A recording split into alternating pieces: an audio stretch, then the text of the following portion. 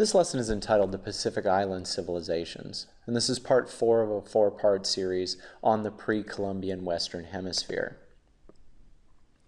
Now I am kind of cheating a little bit here, right? Because the Pacific Islands lie in both hemispheres, but I am including them with our study of the Western Hemisphere because they followed a very similar path of development and civilization as the Americas. And so I think it's a more natural fit to include them in with the Western Hemisphere civilizations of this time period. And, you know, a lot of that has to do with the extreme geographic isolation and resourcefulness of these people that, like I said, very similar to the Mesoamericans and the Andeans. And so the earliest migrations to the Pacific Islands happened during period 2 of world history and just a little bit before.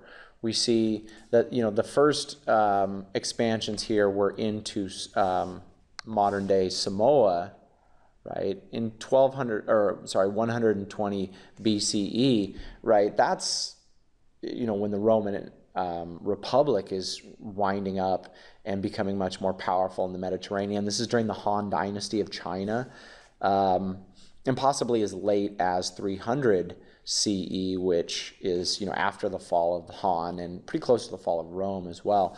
But then this migrations expanded into the Marquesas and then out to Easter Island, the Society Islands, Tubuai, the Cooks. Some scholars have said that Tonga was inhabited at about the same time as Samoa. This map shows it a little bit different. But then there's a northward migration as late as 1300 CE, or roughly 200 years before Columbus, or possibly an earlier migration in 300 to 600 CE. You know, I'm making these comparisons to the older Eastern Hemisphere civilizations, just so you can kind of put this into the periodization that we've been studying. And remember, as I told you at the beginning of this series, periodization for the Western Hemisphere is so much different compared to the Eastern Hemisphere civilizations. And so one of the last migrations, as we see here, was to New Zealand, the ancestors of the modern-day Maori people. So, you know, some scholars, you know, point to as early as 1500 BCE. This map shows it a little bit later. You know, it's a big window of time, but very much a later start to civilization compared to, you know, even the civilizations of the Americas.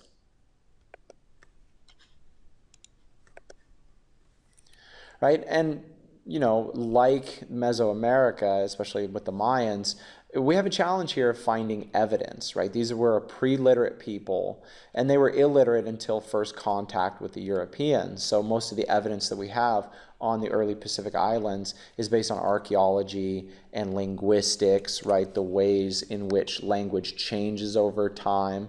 And we looked at this when we studied the Indo-Europeans in period 2 and the Indo-European language, you know, and oral traditions of the people themselves to indicate when they arrived at various islands. We do know that they speak all of the Pacific Islands civilizations.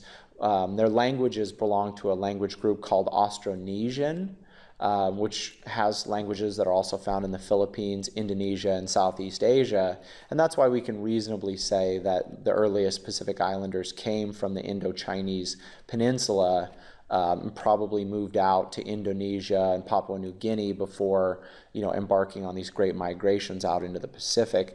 Modern day genetic testing also gives us some clues into the movement of these peoples, but, you know, 2,000 years in genetic history is a very small window. It's, you know, not like we're talking about the kind of 100,000 year changes, 500,000 year changes that we have when we compare ourselves to Cro-Magnons and things like that. So our approach to evidence gathering is very similar to the pre-Columbian Americas and ancient Eastern Hemisphere civilizations. Right. So, you know, I talked about this a moment ago, but, you know, the term that we use in history now is the Great Migration, which, you know, started, you know, some other people will point to as early as 1500 BCE, you know, movement into Tonga, Fiji, and Samoa, and then the expansion. You can see the dates on this map are much different than the first one that I showed you. But, this is the path of expansion of the Great Migrations, right? And so when we're talking about Polynesia, by the way, we're talking about a triangle that's bordered by, Fiji, Hawaii, and Easter Island. So technically, some of these near-in islands aren't Polynesia at all. Just want to make sure we're clear on the geography here. All right, so I want to make some generalizations now about all the Pacific Islands, and this is not necessarily a great way to go when we're making generalizations about people who are so distantly connected and out of contact with one another. It's kind of a stretch here, but Polynesia is a big place with a lot of variety. If you're interested in Polynesian civilization and the smaller groups like the Samoans and the Hawaiians, I would encourage you to do one of your independent research projects on this topic because there's a lot to learn here, and certainly a lot that even I don't know. So go deeper in. If what I'm doing here is too thin and unsatisfying for you, go in and research and really get something beefy out of this. So just know that I'm making big generalizations. In the same way when we talk about Native American civilization in North America, we make huge generalizations about very different groups of people, or when I'm talking about Central and West Africa, huge generalizations. And I apologize for being for doing this, but kind of have to for time's sake, and I'm rambling on. So let's move on, right? So we're looking at Pacific Islands politics. These were all agricultural civilizations that had chiefs and nobles and had very limited inter-island warfare. A lot of us, we're talking about distance here. Now, when you're looking at a place like Hawaii, there was more inter-island warfare because, of course, the islands are much closer together. But the Tongans aren't sailing out and fighting the Hawaiians. It's just too far. And indeed, just the island nature here, for example, Hawaii wasn't united under a single king until 1810.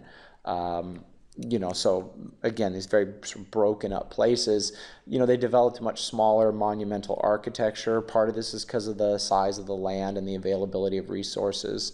And very often chiefs or kings within Pacific Island civilization claim descent from the gods. This is a common pattern that we see in early civilizations. And like the Andeans and the Mesoamericans, the Pacific Islanders are in an early stage of civilization in period 3 of world history. Their stem was very much agriculture and fishing related. They did practice intensive agriculture of yams and taro and dogs and pigs and chickens. Those last 3 would have been brought over in the Great Migration from places like Indonesia and the Philippines, because those are older East Asian domesticated animals. They practice very complex fishing techniques, as you can well imagine. I mean, fisheries are remarkable in that part of the world, and that would have been a major protein source for this civilization. They also had very sophisticated sailing and navigation technologies that were often based on currents. And I'm going to back up here to an earlier slide. When I first started studying world history, one of my teachers showed me this artifact right here and said, "What is it?" And the whole room of us couldn't figure out what it was. I mean, and I've seen various things like this. This is actually a map of the currents between major islands in the Pacific, and it was remarkable to me. It suggests angles, and each little sort of bead here or shell represents a major island. But yeah, all these currents and how to get from one island to another, remarkable to me. So a lot of the sailing wasn't done with the navigation of the stars in the way that navigation was done centuries later. It was done by currents. It was fascinating, that ability to read the surface of the sea and read the movement of the waters to get around is no other civilization developed that. It's really a remarkable STEM achievement for the Pacific Islanders. Although by the time of European contact, long-range sailing was kind of done in Polynesia. In fact, the early Hawaiians and people of Pitcairn Island and Fiji, when the Europeans first showed up, they didn't know how to get to the other islands anymore. They had settled in their places and they were happy where they were, and so didn't exactly even know how to get around anymore outside of their immediate surroundings. So it was an interesting change, a kind of abandoning of advanced technologies that the civilization experienced, because, like I said, I mean, there's just a sense that everywhere was full. Society here was kind of variable depending on the place you're talking about, right? Hawaiian civilization was intensely hierarchical, very stratified with, clear kings and nobles down to commoners, and everything was enforced with a system known as kepu, which is kind of similar to the caste system of India in that commoners couldn't touch the king, couldn't go to specific areas on the beach or the water. That was all kepu. It was forbidden for commoners to do these things. And so the Hawaiians developed this hierarchical system like the Indians that was sort of based on these unwritten laws. On the other hand, the Maori were much more democratic, they had tribal councils and could eliminate weak rulers. So we see some variability here in the Pacific Islands societies, but all throughout, these were all warrior peoples whose strength and fighting prowess were valued. So, the social levels and the social mobility were very much based on the ability to fight and be a strong warrior. And because of that, then these were patriarchal societies. And culture in the Pacific Islands was based on tattooing, and dance, and song, and poetry, and carving, right? So we see some distinctive examples of the carving here and the haka dance that the male warriors would perform. I think in this case, this is a Maori haka. And then the women's dances as well, which tend to be much more graceful and fluid compared to the warrior posturing of the men. Their religion was animistic and polytheistic, very similar to what we see in most early civilizations. And so, a lot of variability in the styles of dance and tattooing and carving among the different island groups. Again, this would make a great independent project, but generally the importance of these to all of the culture groups within the Pacific Island civilization. And finally, the economies of this civilization tended to be very limited, right? Because there was not a lot of inter-island traffic, there's no market system, there's no trading for goods that are available on one island and not on another. So it's primarily subsistence level economics, which, as you know, means just enough to live off of, right? Enough to subsist, enough to live off of, as opposed to creating things for trade and market.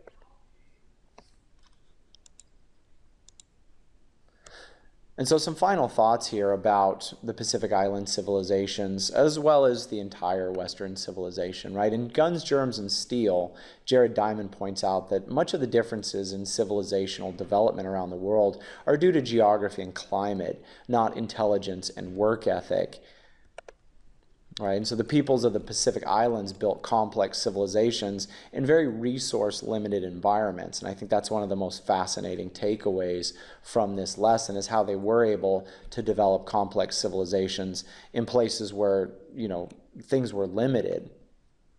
And the example of Easter Island shows us how costly mistakes could be. When the Europeans first came onto Easter Island, their civilization had collapsed and there were almost no people left on the island, when at the height of their development, there had been thousands of people on the island, but they had over-farmed, over-harvested timber, and generally wrecked the land. And so, like the Maya, by destroying their environment, they destroyed themselves. Hopefully there's a lesson for us to learn in this. Because they can teach us a lot about how to live well on restricted resources. I think is a lesson that all of us are going to need to learn soon, even us Americans. So, in studying how the Pacific Islanders adapted to resource-limited environments, we can learn a lot about environmentalism ourselves. And so that's it. Thanks for watching.